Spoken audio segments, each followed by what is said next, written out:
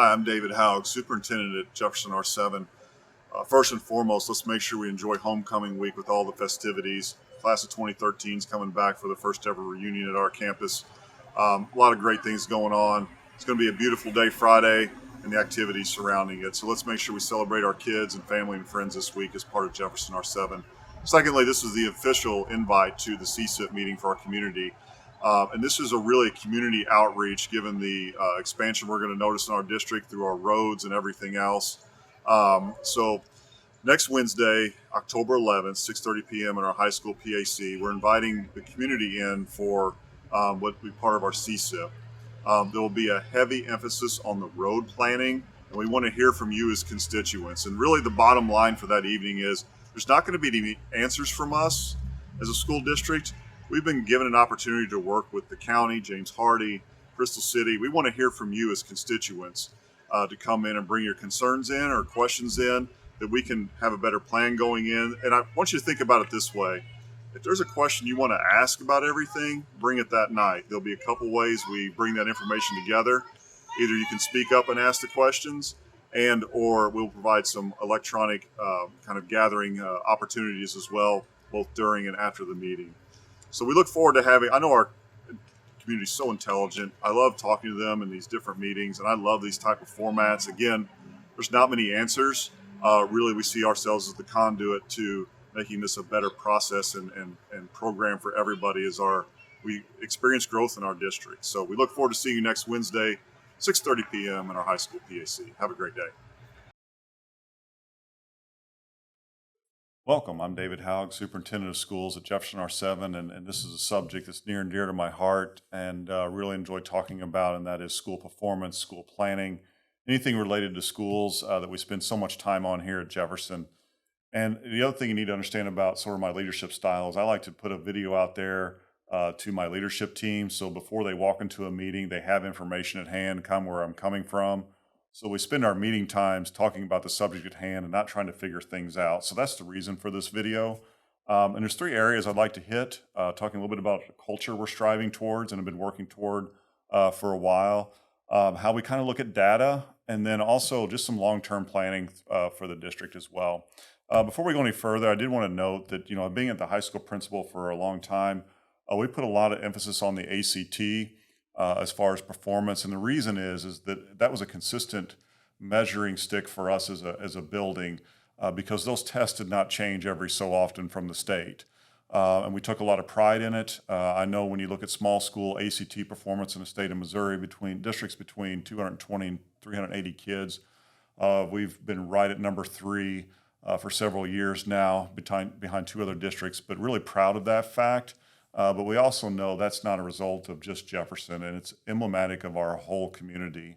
We have great families. We have really tried to put a consistent process in for performance. And then alternately, I always think it's interesting, and a lot of people maybe don't always understand where we're coming from, but alternative ways in which discipline practices have been used at Jefferson have had a statistically significant impact on student performance. We have that documented.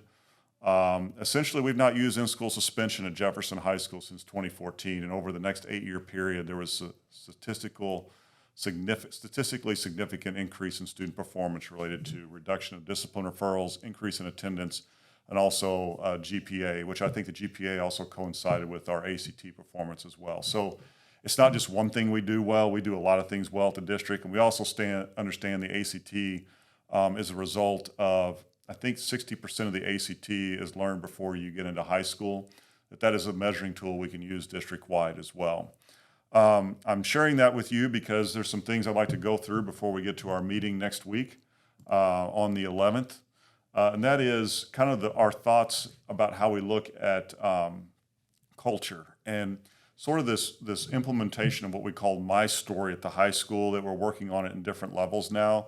I've been really proud of Mr. Rugley for picking that up, and Mr. Horn for taking some of those concepts and implementing them into their buildings. And that is kind of how we look at it, like as the family is the most important thing in a child's development educationally. Nothing supersedes that, goes above it. And then there's two other parts to it. And really, as education has evolved, people do have more options. So If you look at academic options, people can homeschool, they can send them to other districts, or they can send them to R-VII. We believe wholeheartedly that they get a great education here and it becomes their story, which goes into the school resources. And if you look at the resources we do have embedded ACT prep for every student at the high school. We have the intervention specialist for mental health. There's several other things we offer that sort of complete that triangle, but ultimately the story is the child's, and that's the process we're trying to work for. So again, we placed the priority of the family first.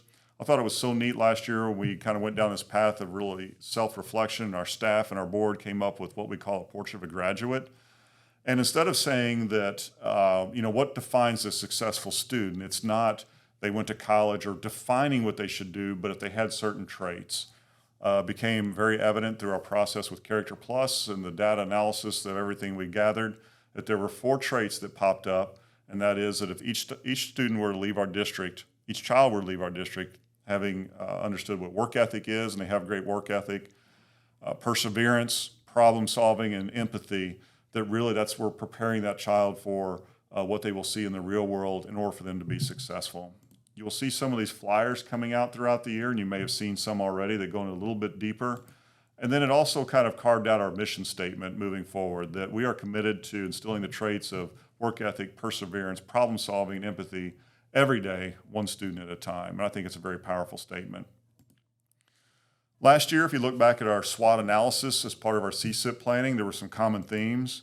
Across the board, I know it's hard to see, but mental health services and also additional counselors is always at the top of the list, which really caused us to reflect and say, okay, what are we doing in our district that makes sense? And going back to a lot of the ACT stuff, when you look at the 2 key indicators of ACT performance, number 1 is free and reduced, and secondly is classroom size. And so as you go through that, we started to look at our attendance here at Jefferson over the past 10 years, and you can kind of see the fluctuation between 1,001, it went down and up, kind of back and forth across that medium. We were at 1016 on the first Friday before Labor Day this year. That was a consistent number we used as well. But we started to look at how many good people, this is a very simple concept, how many good people can you get in a building and as few kids around them? In other words, what is driving your classroom sizes down and your student staff to student ratios down, that we can control either through our budgets, the personnel hirings, or alignment of resources. So if you look at between the fall of 2022 and 2023 at Platten, you can see the difference in like core subject teachers. They're going to remain the same. Total staff, we did not include administration in that. But the real number you want to look at is the staff to student ratio. So last year it was 10.83 per staff member at Platten. This year it's 10.77. That is really due to the additional special education teacher we added at the primary levels. We went from 1.5 teachers and 1 teacher traveling back and forth to two full teachers in a building. So 1.5 per building to 2.0 teachers per building. The building that caught my attention last year and we really dove into was Telegraph, and I have highlighted a few numbers here.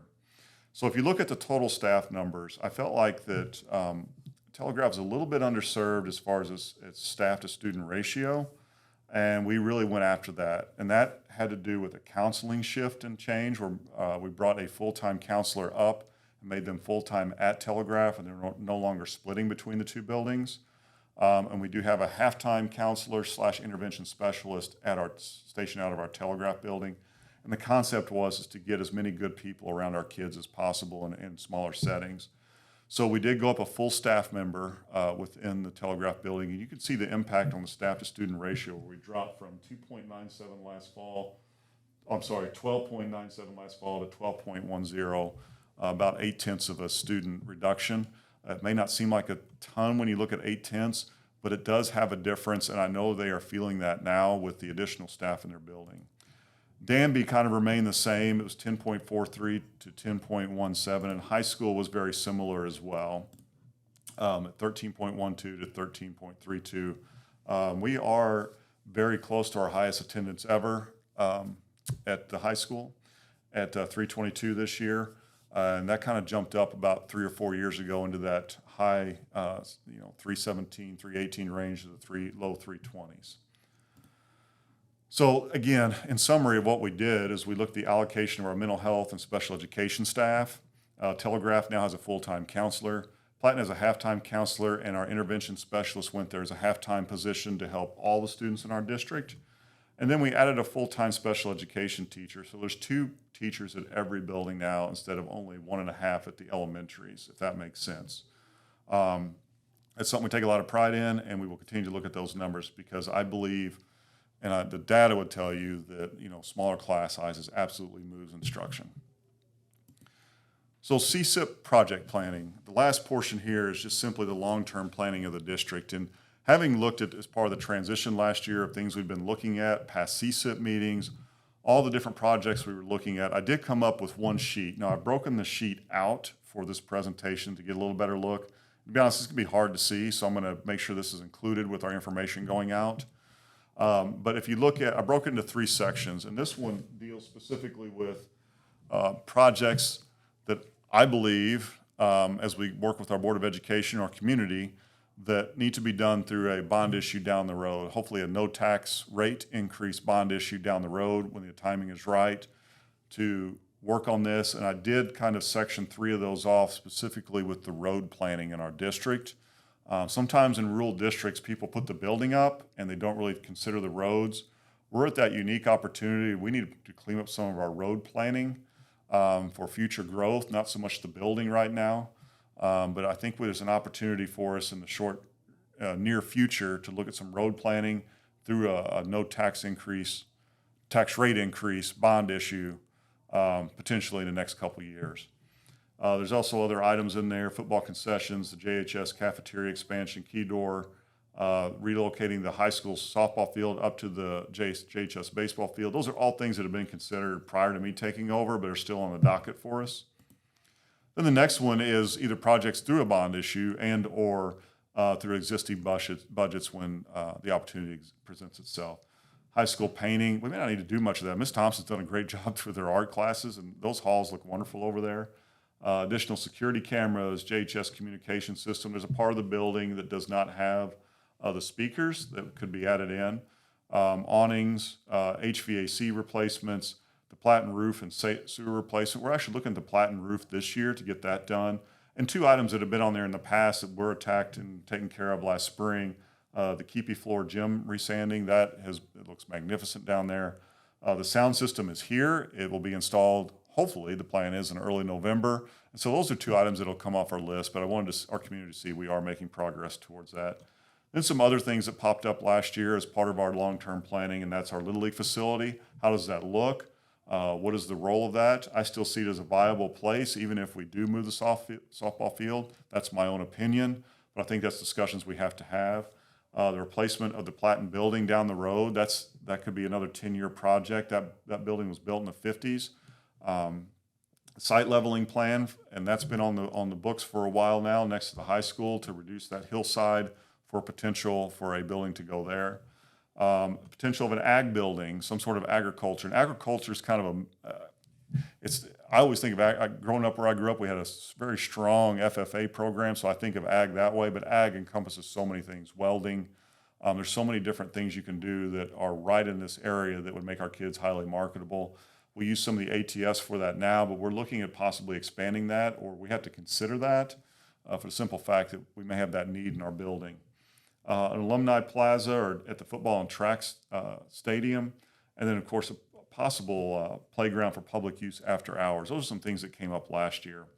I'm going to leave you with this. We'd love to see you at this meeting. I know there's a great opportunity to look at the future planning and for opinions to be heard. That is Wednesday, October 11th, 6:30 p.m. at Jefferson High School.